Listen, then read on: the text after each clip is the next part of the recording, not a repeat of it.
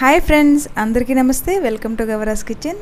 ఇవాళ అయితే మన కిచెన్లో రెసిపీ వచ్చేసి 5 అంటే 5 నిమిషాల్లో తయారీ ఒక టేస్టీ లడ్డును చూపించబోతున్నాను.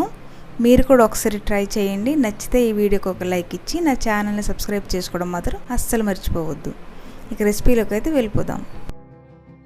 ఈ రెసిపీ కోసం ముందుగా ఒక మిక్సీ జార్లోకి ఒక చిన్న కప్పు పుట్నాల పప్పును తీసుకుంటున్నాను. అలాగే అదే కప్పుతో హాఫ్ కప్ కంటే కొంచెం తక్కువ పంచదారని తీసుకుంటున్నానండి. ఒకవేళ మీకు షుగర్ ఎక్కువగా నచ్చినట్లయితే హాఫ్ కప్ తీసుకోండి, కరెక్ట్గా సరిపోతుంది. ఇప్పుడు ఇందులో ఒక 2 చిన్న ఇలైచీని వేసుకొని దీన్ని ఫైన్ పౌడర్ లాగా చేసేసుకోవాలి. ఇప్పుడు స్టవ్ పైన ఒక కడాయి పెట్టుకొని అందులో ఒక 2 టేబుల్ స్పూన్ల నెయ్యి వేసుకోవాలి.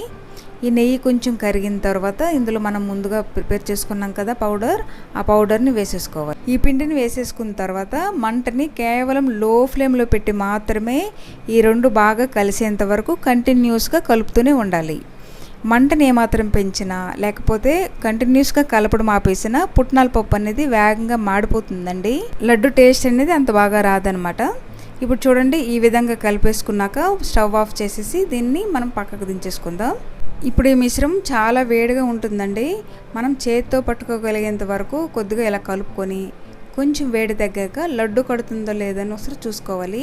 చూడండి, ఈ మిశ్రమంతో లడ్డూలు అయితే బాగా కడుతున్నాయి. ఇదే విధంగా లడ్డూలు చేసుకోవచ్చు, కానీ మంచి టెక్స్చర్ రావాలన్నా, మనం తినేటప్పుడు మంచి సువాసనతో టేస్టీగా ఉండాలన్నా 1 టీ స్పూన్ నెయ్యి వేసుకోవాలి. ఇలా నెయ్యి వేసుకున్నాక బాగా కలిపేసుకొని మనం దీన్ని లడ్డూలు చుట్టేసుకుందాం.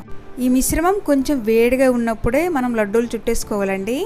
ఇలా కొంచెం పిండిని తీసుకొని మనకు నచ్చినంత సైజులో లడ్డూలు చుట్టేసుకొని లడ్డూలు పూర్తిగా చల్లారాక ఒక ఎయిర్ టైట్ కంటైనర్లో పెట్టుకుంటే 1 వీక్ వరకు పాడవకుండా చాలా ఫ్రెష్గా ఉంటాయండి.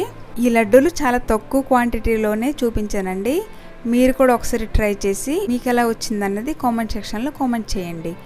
అలాగే ఈ వీడియో నచ్చితే ఒక లైక్ ఇచ్చి నా ఛానల్ని సబ్స్క్రైబ్ చేసుకోవడం మాత్రం అస్సలు మర్చిపోవద్దు. నెక్స్ట్ వీడియోలో మళ్ళీ కలుద్దాం ఫ్రెండ్స్. అంతవరకు బాయ్.